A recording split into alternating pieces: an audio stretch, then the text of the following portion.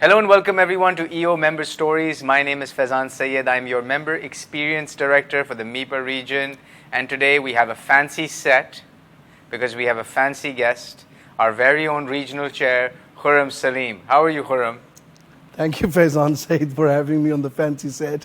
I appreciate it. We pulled out all the stops for you. We used all the budget for the region to make these fancy purple chairs just for you. I don't think we should have that recorded on camera, but thank you. That's very kind of you. So I figured, you're visiting the city, you're coming to Karachi for a great chapter event talking about member experiences, and I figured that we'd do our session in person and learn a little bit more about your journey in EO. You've become a regional chair, you've been through the path of leadership, you're looking at what's next. So kind of walk me through how you've ended up here into your second year as a regional chair. I guess it all started in 2011 when I joined EO as an EO Lahore member. And at that time, I had no idea what this organization was or what it had to offer. I joined the organization and I straight went into forums. And when I joined the forums, that's when I realized that this organization is a lot more than I had anticipated it to be. And then a few months later, I stepped up to become a forum chair. For that, I had to attend a GLC, which was Global Learning Conference. And I remember mine as it was yesterday. I walked into this massive hall and I meet these thousands of entrepreneurs around the world, connecting, networking together and learning from each other, sharing their experiences. And that moment was astonishing. It blew my mind. And that's the day I realized what EO was and what I needed to do. And from then on, it was nothing but trying to give back to the EO community, because every time I gave back, I got more and more. And a few months later, when I had done with my forum chair, I decided to step up and do another role at the board level, realizing that I'm not good at arranging learning events and trying to get learning speakers from around the world. So I put my strength into it and I learned how to do that, learned the art of negotiations, learned the art of reaching out to other peer members around the world and bringing them to Pakistan, which wasn't an easy task. And getting stuff done for free. And getting stuff done for almost free. Yeah. I realized that's a skill that I didn't have. But by being on that path of leadership, I had now availed another skill which I did not have, which encouraged me to step up to become the president of the chapter. And this is the time I learned how to lead leaders who are equal. And because they don't work for you. They're all volunteers, volunteering time. They've all paid a membership fee. And so they don't technically have to listen to you. No. And that's what the beauty was. How do I imply that in my own organization? Where my brother, who doesn't get paid by me, or my father, who's an equal entrepreneur, right. My father leading as a chairman, I'm not paying him, he's not paying me. Right. How do I lead those leaders? Interesting. And that's an art that I learned from EO by serving on a local board. So in your business, you applied that learning in dealing with your family members? Absolutely. So my biggest reason of stepping up to the president was really to learn how to lead leaders. Right. How to understand how a board is run when you have equals. Yep. When they're not paid CEOs or paid CFOs. How do you deal with that?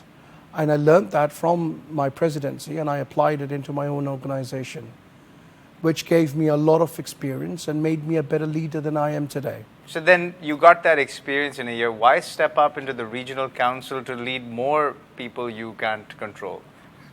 And then step into the RC role? It's interesting because my sole purpose at that time was I have taken so much from this organization. Right. I have this fantastic forum, which I've been learning from. I have served as a leader on the board. Now it's time for me to give back to the community. Right. So I stepped up on the regional council to serve. But rather than serving, I'm actually getting more and more back. I get to meet wonderful people like you, Faizan. I wouldn't have otherwise met. Clearly, you don't live in Pakistan. You live in Arabian Sea. But absolutely. I would have, this is the opportunity I've had. And by meeting people like yourselves and other peers, I've learned a lot from them. Right. I've enhanced my business. I've tenfold my learning, my leadership skills, becoming a better community person. I've done that by meeting and learning from each other. And by stepping up to regional council as a regional chair, it's taught me how to lead leaders who are almost 1,100 members. Right. I'm now not leading few hundred or few full people in the boardroom. I'm actually leading 1,100 members in the region. Wow. And the responsibility to make the right decision and the responsibility to ensure that every member gets its ROI for every dollar they've spent is enormous. And this is the skill that I didn't have before. Interesting. And so now you've taken this experience to the regional council. In the path of leadership, what's next? I mean, once you've done RC, I mean, where do you end up after that? I've always believed in servant leadership. Right. That's one of the things I learned from EO at my RLA experience. And I serve, that's what I'm going to do. My aim is to serve leaders, and wherever that leads me to, I will follow that path. Interesting. Okay. So now I'm going to shift gears and ask you a tough question. You said that there's 1,100 members in the Mepa region. Almost. Almost 1,100. And I think globally we're at about 15, 16,000? 16,500. So we're at less than, let's say, 10% of the global representation. We've got a diverse region. We've got 21 chapters, many different countries. Yet why is it that in the last 10 years we've only had one global chair from the region? I can't talk about my predecessors, but I think what we've done in the last year or two, we've really ignited members to look at their path of leadership. Our Mepa region has a very enriched culture, and we usually have to be asked to step up. Right. And that's the mindset that I've been changing. In fact, my regional council has been working very hard to change that mindset and understand what servant leadership really means. And I think with the change that we're bringing this year and last year, you're going to see a lot of applications coming on global board and other various parts of the world. That's good. And it's good to have that representation from different regions, whether it's Mepa, South Asia, you've got Japan's a big market as well. And so having that representation really brings sort of the value of EO at the global level when you see all that diversity that the organization brings.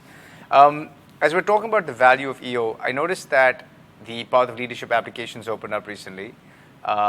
There's a couple of new roles that have popped up. What's your take on what they are and why they're there? In case of anyone watching wants to apply for those. Well, I think a lot of exciting things are happening in EO right now with the change EO and the run EO and portfolio chairs. Governance chair is still there, and of course the Standing Finance Committee chair is still there. I think a lot of new opportunities are being created for member leaders. This has always been in the mind of global board, that how do we engage our leaders who really want to step up and serve the community and serve the organization. So I think with the new change comes new responsibilities and new challenges. And I'm really looking forward to that. And I expect everyone who applies to really get value out of it. I often say this to a lot of members, and I say this to you all now. EO is not a spa, it's a gym. You have to put in the effort. Yeah. You have to work at it. And I trust me on this when I say this to you. If you really put in the effort, you will get 10x in return. I've applied it, I have seen it, and I have gained it over and over again. And I remember you told me this story about a shoe order. Was it in Africa? Yeah. You know, tell us that story again, because I think that encapsulates EO to its very essence. Well, it was one of my few early experiences in EO. I didn't envision that I would be cashing my business in such a manner, because we are strictly told to non-solicit other members. Correct. I happened to travel to South Africa and in Cape Town for the first time ever. And it occurred to me that why don't I send a message to the chapter admin, let them know that I'm coming. Right. Upon my arrival, I get quite a few emails and messages asking me if I needed any help and welcome to Cape Town. And somebody even sent a car to pick me up. I had never met these members. Right. And that's the beauty about this organization. The family, the connection, the aura that it brings in this community. Anyhow, I meet them at an event which was set a few days later. And I happened to introduce myself and tell them about what I was doing there, which was at a trade fair, selling my shoes. Right. And so I got connected to a member's cousin who was also in the shoe fair trade. Right. At the trade show, I didn't take any orders because it was my first time and nobody knew me. Right. However, after connecting upon this cousin, member's cousin, I happened to sell 4 containers in the next 3 months. Wow. Which was Wow. amazing because I wouldn't have connected with this member. What was beauty about it was that the person knew that I was an EO member. Right. And I knew that she's a cousin of an EO member. Right. So the trust and respect was established instantly. The Right. intimacy and the faith was restored from point one. Right. So we didn't have to worry about opening LCs or working out logistics and the details because the trust was there. Right. We did business like the old-fashioned way, Right. at a handshake. Wow. That's Virtual an unbelievable story. And so you literally got business value just because you landed in an area where there was a chapter and just said, hey, I'm in town, I would just love to meet some people. I can share hundreds of more stories like this, Faizan. If you really know how to connect with other members, Right. you can really exfold your businesses. This is not what EO is about. Right. However, these are one of the benefits that you can avail. Right. Yes, if you connect, the network is so powerful Uh-huh. that if you truly connect, you can impact your businesses, not just in revenue, but also by enhancing your skills, your tools. Right. I can share the tools that I've learned from my forum, from my moderator training, from my strategy summits that I've done over years. Right. Those tools I've applied in my businesses. Interesting. Without them, my business wouldn't be where it is today.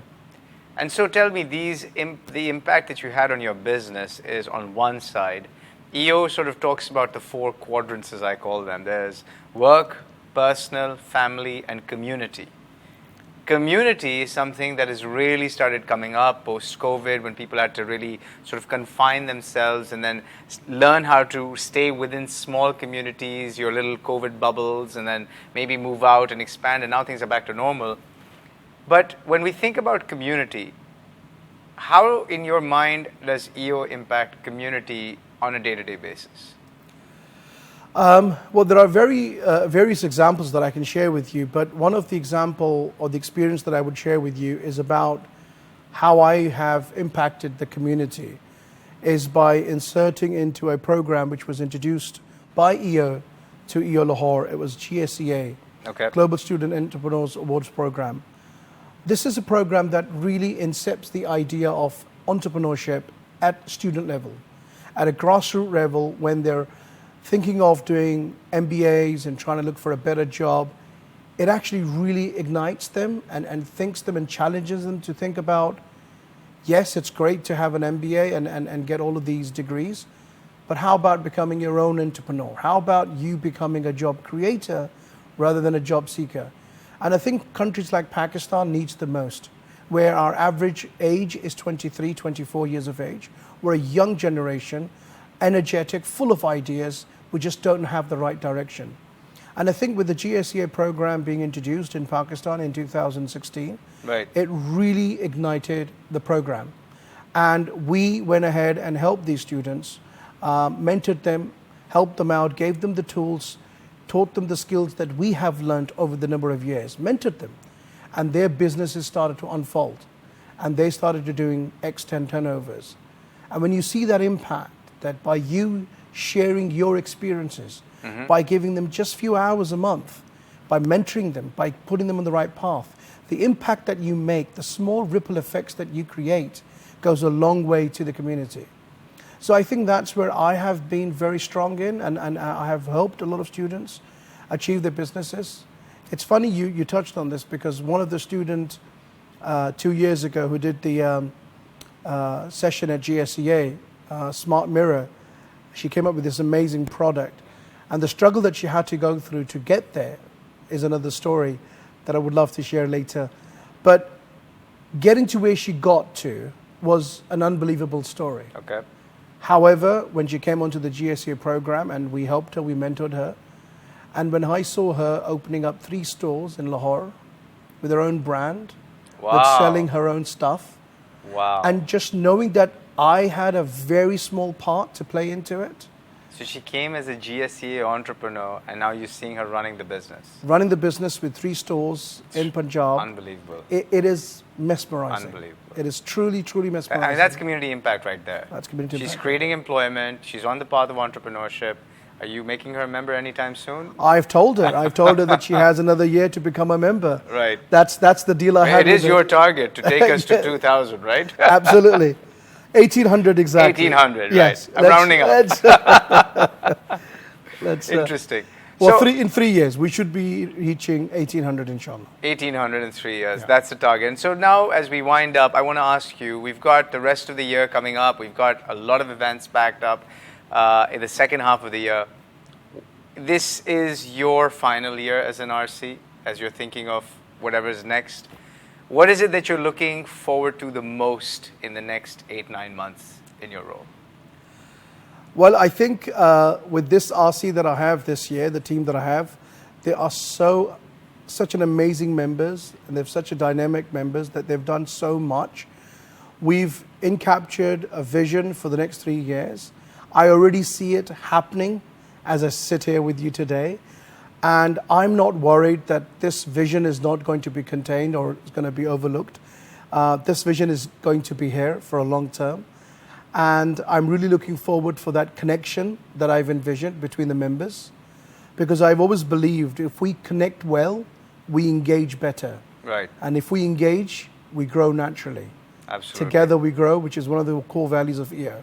Great. Together we grow, and we grow to 1,800 in 3 years. Absolutely, Faizan. Thank you, Khuram. Thanks for the time, for coming by and sitting on our lovely couches. And no, we did not pay for this using any budget. This is all pro bono for EO. And thank you all for tuning in. Stay tuned to more member stories. We have some really fun members from different parts of the region come and share their stories. And we'll have a lot more happening for the rest of the year as well. Stay tuned.